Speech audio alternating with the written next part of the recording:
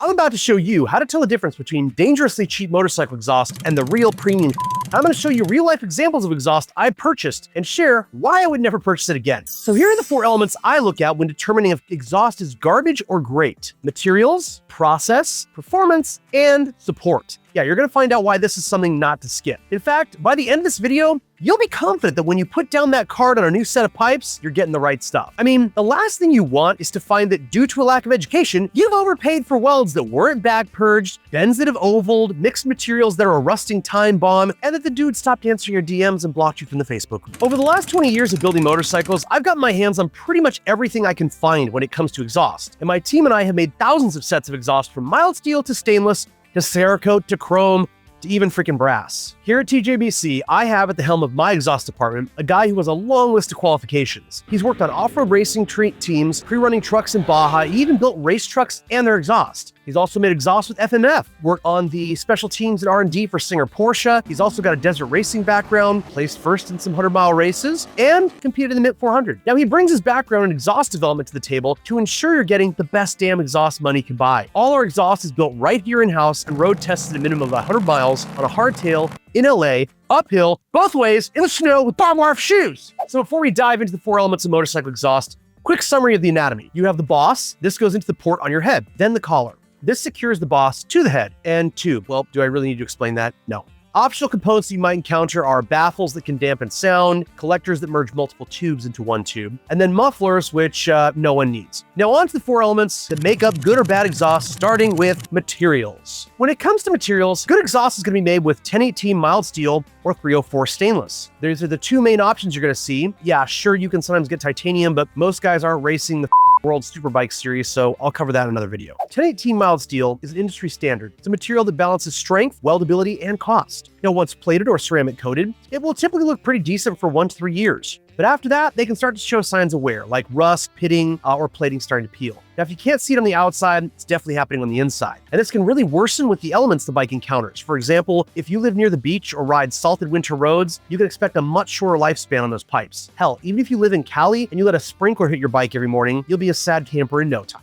Now, this doesn't mean mild steel is bad. I still run mild steel on half my bikes. But what's important to understand is that you're getting the right material for you. Now, stainless steel, on the other hand, can last 10 to 20 plus years with minimal surface coloring, also known as oxidation. Plus, you can polish stainless steel to a mirror-like finish. If you just want to spruce it up, you can take a maroon hand pad to them and it'll look brand new. So stainless steel doesn't require any kind of coating to survive in any condition. Now, if it was made properly, and that is really a huge caveat with stainless. Not all stainless is made equal, but I'll get into that in a minute.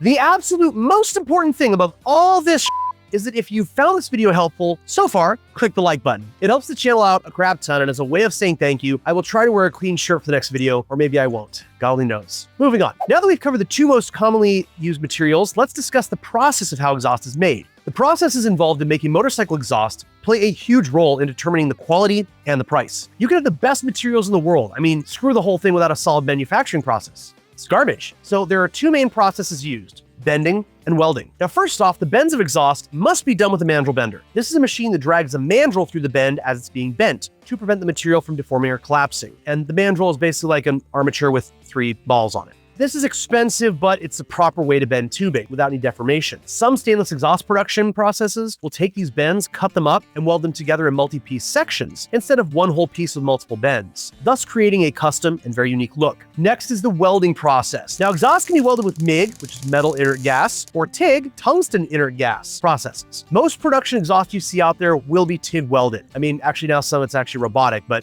mostly TIG. Now, with stainless steel, you need to fill the inside of the pipe with an inert gas, such as argon, to shield the inside of that tubing from oxygen. This again increases the cost, but ensures the stainless steel welds are strong and don't have any impurities, which can lead to cracking and corrosion. Now, mild steel does not require this extra step called back purging, which contributes to its affordability, but does not in any way compromise the weld. Now, of course, there are many finishing processes, but to keep this video on point, we won't cover that stuff here. Now let's touch on performance. Anytime you change your exhaust or intake, you must tune. You're gonna hear me say this 1,000 times over the next 50 years.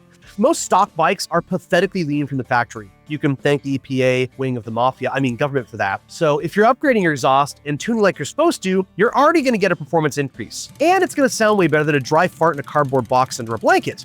If you want to learn about tuning, subscribe and check out the buttload of step-by-step videos I've actually made. Now, mild steel and stainless can offer similar performance improvements, and generally speaking, an open pipe is a great choice, especially if you're going to open your intake with a stack as well. Now, the faster your bike can pull in air and fuel and get rid of it, the more efficiently that engine will run. Wild hogs! Speaking of stupid motorcycle ideas, a quick word on header wrap. Using header wrap will in most cases void a manufacturer's warranty. Plus, it overheats the exhaust, causing the material to become very brittle, and it traps moisture on the pipes, making it a very bad choice even for stainless. So leave the header wrap on the race cars and keep it away from your scooter. Now, in case you're wondering, a little education here, header wrap is used on race car headers. It's used to retain heat inside the pipes, improving exhaust gas velocity, as well as reducing underhood temperatures. On a motorcycle, this is a freaking moot point. Your pipes are exposed to the wind. Unless you're racing, exhaust gas velocity should not be a concern. Support. Now, this is probably the most overlooked aspect of exhaust. Now, the support, like a good bra or jockstrap, you're gonna want good support, quality support. You get all excited for that new exhaust with a rumble. It's gonna tickle your butthole and just dreaming about how sick it's gonna look. And you forget all about what happens if something happens. So I don't know about other companies, but here's what I expect and what I do. And dude, I'm not shy about what I do. I manufacture exhaust. It's awesome, and I know it. So if I have an issue with my exhaust, what kind of warranty is offered? Well, choose a company that offers a lifetime warranty against any manufacturing defects. If anything happens, you get your money back, or they replace it for free. If you just don't like the exhaust, it's just whatever doesn't tickle your pickle, they need to give your money back. You paid, you should be happy. No bullshit arguing about fine print. Just verification you're not a liar, and then they should just send you a return label and give you a full refund when they get it. I think this is the mark of a good company. I've dealt with many companies that I wasn't satisfied with the product, I shipped it back, and I got a refund. I think it's the way things should go. Now, this is what I offer my customers because it's how I would want to be treated. Obviously, when you mass produce anything, there is a percentage of possibility that something will break. Just as an example, Ford recently had to recall 850,000 vehicles because of some stupid fuel pump issue. But you could bet your ass that Ford's paying for those pumps to be fixed or upgraded. And that's what matters.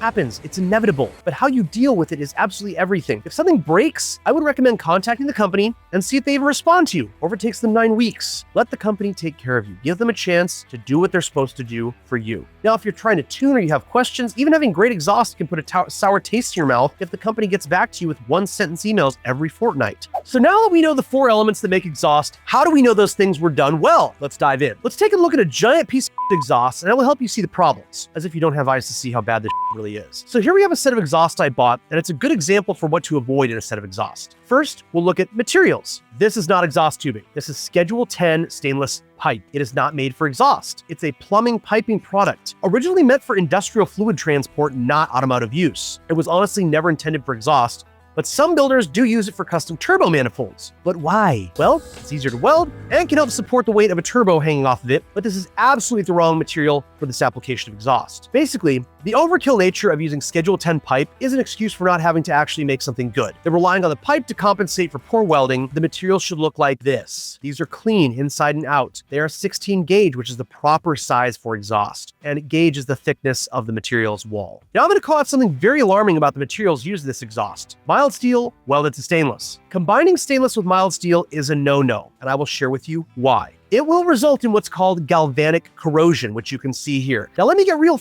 dirty with you for just a second, okay? When two dissimilar metals, like stainless and mild steel, are in contact and exposed to moisture and heat, the less noble metal, mild steel, becomes the sacrificial anode, meaning it will corrode very rapidly. This is an electrochemical process where the mild steel will rot out first at any place it touches the stainless. No bueno. Thermal expansion and fatigue will also cause premature failure. The stainless expands and contracts at a different rate than mild steel when it's heated. This causes stress at the weld joint, especially in high vibration settings like you have on a motorcycle. Special filler material is also required. If a certain filler material is not used, you will get rust under the stainless filler weld points, and you'll basically create hidden failure points that eventually lead to a break. Now, even if the correct filler is used, the weld point will attract corrosion. Main point here is it's not okay to blend mild steel and stainless on exhaust, unless you're doing like prototyping for design, or the items are not going to be subjected to heat and vibration. Welding. Oh boy, the welding on this. Okay, where do I start? The welds are cold. They're concave. There is zero penetration to the backside of the weld. This is essentially like drywall mud. It's just sitting on top of the seam, not doing a lot to hold the structure together. Now, to the untrained eye, this may look super rad, but there is nothing to write home about on these welds. Here's what a weld should look like. Consistent dabs, even heat affected zone, no holes or porosity, a good convex looking weld, that's the crown or the top of the weld, and a consistent toe, that's the base of the weld. You probably won't see this unless you have a bore scope, but we inspect the inside of all our exhaust to ensure proper back purging, that penetration has been achieved achieved, and there's no sugaring or corrosion on the backside of the welds. As you can see here, this is a great example of some solid welding. Good color, you want straw color to dark blue, all are acceptable for exhaust, and there's no mild steel anywhere near this thing. Next, performance. Now regarding performance, you don't want to use this material for exhaust because it's too heavy and overbuilt. This is reducing performance, plus it makes the exhaust sound really pathetic. It's almost twice as heavy as a 16 gauge stainless tube, and because of the thicker wall, the exhaust note loses its nice low-end rumble. Boo. So you should never see this used for motorcycle exhaust. It's too heavy, it's overkill, and it ruins the exhaust note. Now, if the vehicle will see road use and constant vibration like a daily driver motorcycle will, you are almost guaranteed to see it crack at the welds over time